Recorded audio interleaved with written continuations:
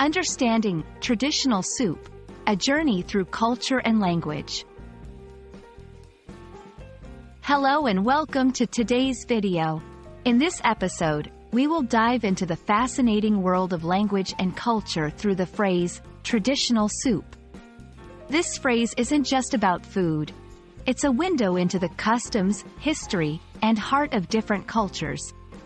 Stay tuned as we explore what makes a soup traditional, and how this simple dish connects us to our heritage. When we hear the word traditional, it often brings to mind practices or items that have been passed down through generations.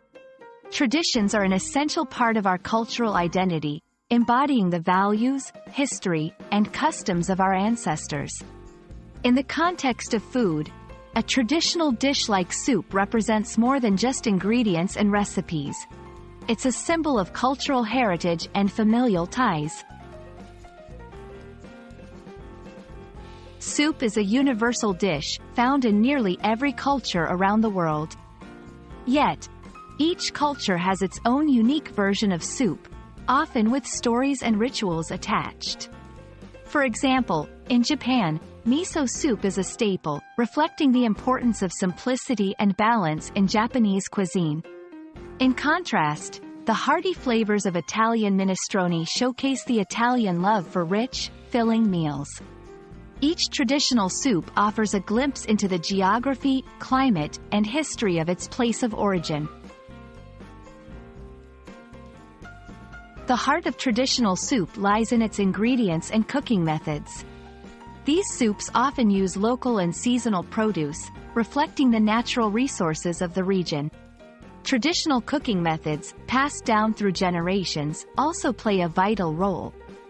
Whether it's a slow-simmered broth or a quickly assembled stew, these techniques contribute significantly to the soup's authentic flavor and cultural significance.